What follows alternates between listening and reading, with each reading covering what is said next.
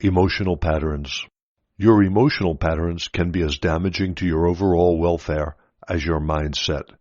Your mindset, together with your emotional patterns, are your creative tools. These together create the necessary outlines for future possessions, events, and circumstances. These creative tools work in your life whether you intend them to or not. It is far more difficult to discover your deep-seated emotional attitudes, either conscious or subconscious, than to recognize your mental conditioning.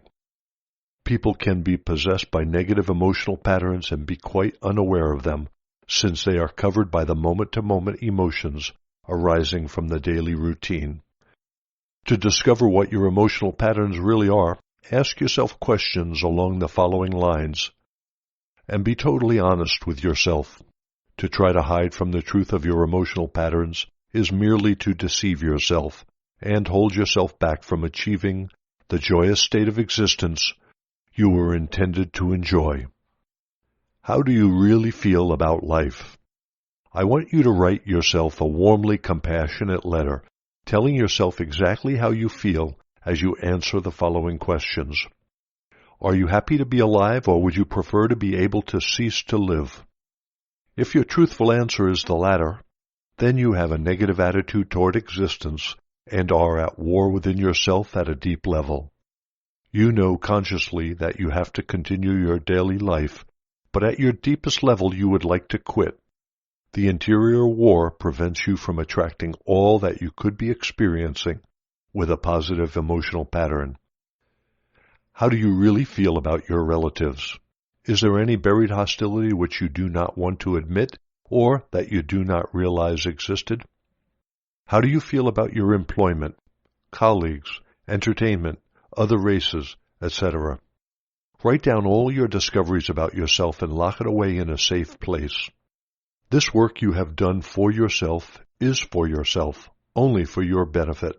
You have not done it to make you a better person, or to please God, or to win approval from other people. You have done this work to remove existing inner blocks to your spiritual development and ultimate happiness. If you decide to change your life by reading these letters daily, I urge you to put your dated letter in a safe place.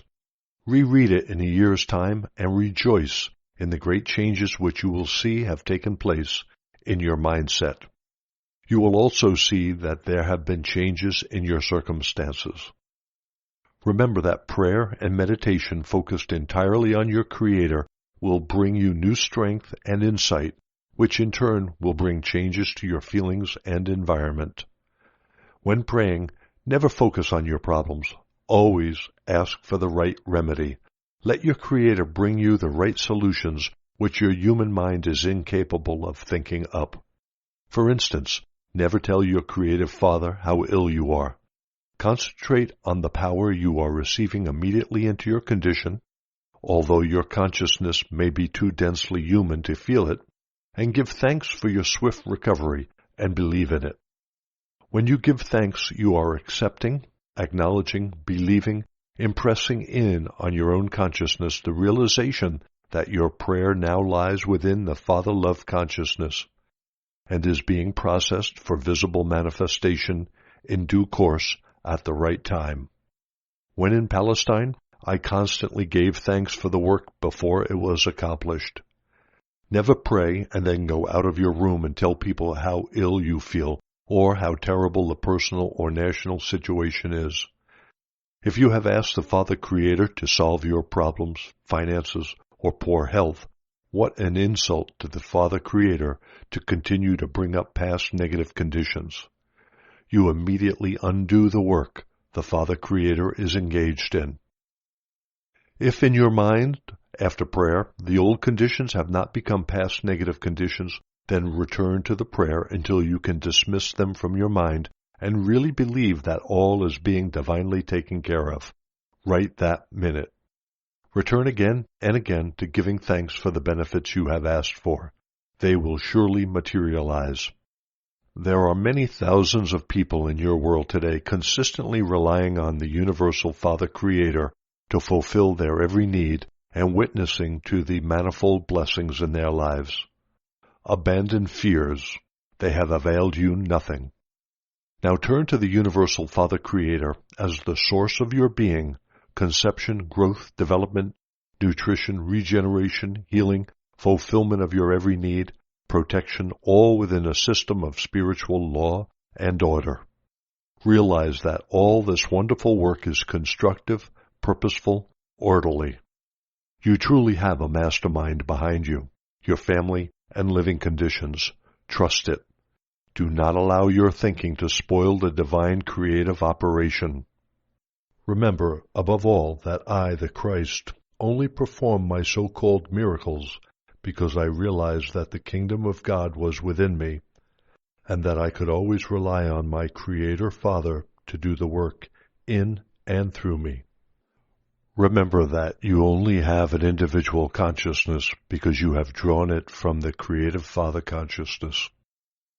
When your personal consciousness is fully cleansed of negativity, you will discover that you too have become a purified channel of Creative Father consciousness. You will also be a joyous source of growth, nutrition, healing, nurturing, protection, fulfillment of need, within a system of good organizational law and order, to all who come within your orbit. This powerful influence will be extended through your mind to your families, friends, neighbors, farmlands, and your animals and crops.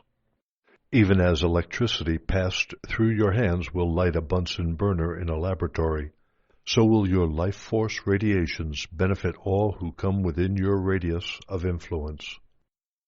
This was the intention behind creation. You were intended to express universal creative consciousness through your mind and heart. I, the Christ, have come at this time to show you how to do this. First of all, consider my state of consciousness when I performed my so-called miracles. I did not pray a set prayer. I simply asked the Creative Father, radiating through my own consciousness, for whatever was needed. I strongly realized and visualized the Father Creative Consciousness was a dynamic operating force which manifested itself through the visible world as creativity, intelligent design, growth, nutrition and nourishment, protection, healing, regeneration, fulfillment of every need, all within a system of law and order. I realized that the Creative Father Consciousness would radiate all its nature through my consciousness to enter the consciousness of those who had asked for healing and sincerely believed they would receive it.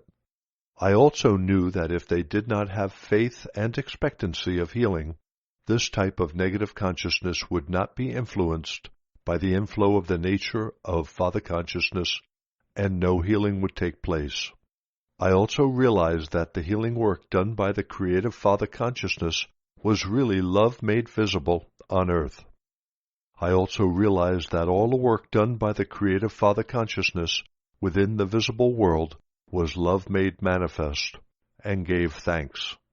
I realized that out of universal consciousness had come all the substance of the universe, and gave thanks. I realized that Father Creative Consciousness was the worker, and that it was eternal and infinite, and nothing except the human mind could stop it from doing its work. Therefore, I rid my mind of any human feelings and thoughts, and I knew that I was a perfect channel of Father Love, and knew that the perfect will of Father Love would be accomplished in the person who needed healing.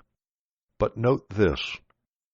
I also knew that whatever in that person's consciousness had brought about his crippled or maimed or diseased condition had been erased in his body for the time being. The question was, would his normal consciousness bring about a return of the condition divinely erased from his body? Therefore, I said to the person who had received healing, "Go your way and sin no more."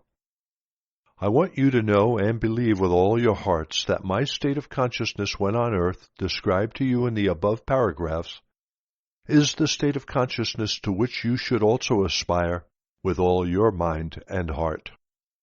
My experiences of enlightenment in the desert enabled me to achieve the Christ consciousness to a large extent while on earth.